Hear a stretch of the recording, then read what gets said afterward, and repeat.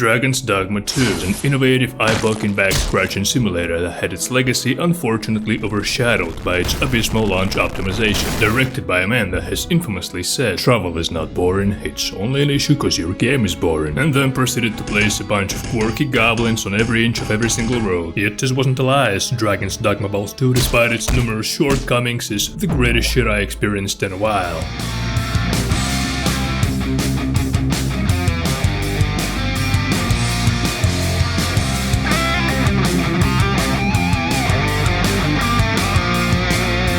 Here you embark on a glorious journey. You battle colossal creatures by repeatedly smacking their brain. You jump far and wide at every opportune moment trying to hound down the treasures with which this land is rich. You travel through a peaceful wilderness and on occasion get jump scared by a giant hungry bird. And all of that and even more while accompanied by a number of very loyal and very technically advanced companions. Main plot here is as simple as it gets, not necessarily requiring much of an investment from a new player. After getting brutally fingered by a dragon the size of a whole village, and said dragon consuming our still beating heart with a distinctive sound, we are now charged as the Arisen, a figure larger than life in a world filled with NPCs, both figuratively and objectively. There's some stuff about becoming a sovereign, uniting a kingdom, exposing the usurper, becoming a platinum member of a local high-tier brothel, but the game clearly doesn't take itself too seriously, right until the very end, and so I found no reason to do that myself. For the most part, it's just a number of reasons to keep exploring this world. Exploration and all the elements that surround it are the greatest part of Dragon's Dogma 2, even if sometimes redundant to a point of me just avoiding certain fights with certain silly creatures. And despite scenery hardly changing a lot, starting with an also familiar medieval wilderness with every single world being overrun by threats of such a scale that it becomes questionable how this kingdom even functions, and eventually ending up in Texas of the United States, it hardly matters, for you'll be doing the same things despite the location. You're fighting ugly monsters and loot their interior and exterior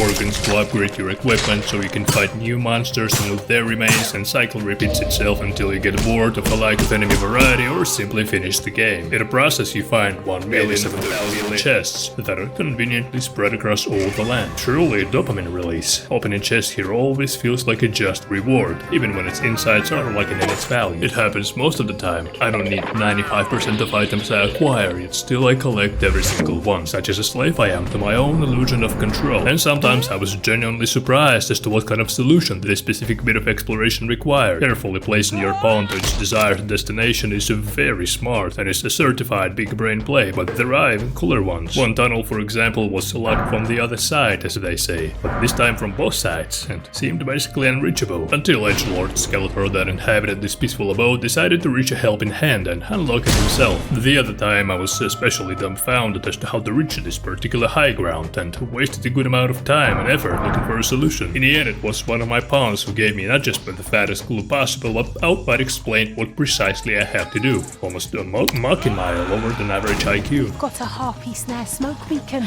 and this is just the place to use it. But that's right, in the world of Dragon, this Dogma, harpies can be abused not only by being brutally murdered, but also by being used as a means of aerial transportation. And speaking of pawns, they are the central part of this journey, as a matter of fact. Not only are their abilities fully customizable and let you create your own deployable hydrogen nuke, but a vibrant and deep character creation tool lets especially creative players bring to life some true wonders. In my playtime I encountered such legends as Handsome Squidward, Kratos, Germa, not to be mistaken with Germa 95, Shadowheart from Baldur's Gate, that guy from an outdated E-meme, and many more. Combinations of their unique looks, inclinations, and their own specific ways of nuking the battlefield with their insane skills makes most of them really stick out. And I can't wait to find out what's inside! Leave a lasting impression, way after they are long gone from your party, for various reasons. Yes, sometimes they do act in a clearly not programmed way, like little Jimmy here going fucking berserk on his wall for no apparent reason, but for the most part they are quite intelligent, and I have rarely caught myself being irritated by their behavior. Quite opposite, in fact. I came to rely on their unique talents, and most of them helped me a great deal in felling colossal foes. Those epic battles against towering creatures are of course a pinnacle of sheer brilliance this game's combat is. In an age where hitting your foes' toes until they give up on life is a norm, it's refreshing to see such a unique approach to boss battles. Like you can actually climb that fool and stab him where it hurts the most. The majority of those battles felt naturally cinematic and gave me a plethora of opportunities to feel unstoppable. Look guys, I'm literally Guts from that famous anime that came out in 2016. I believe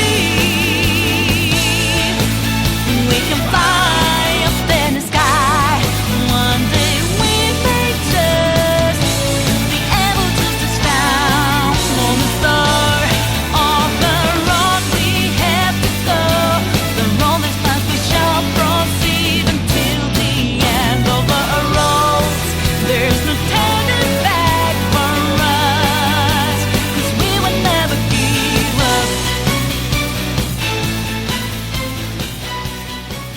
Subscribe and I will release Dragon's Dogma 3 tomorrow.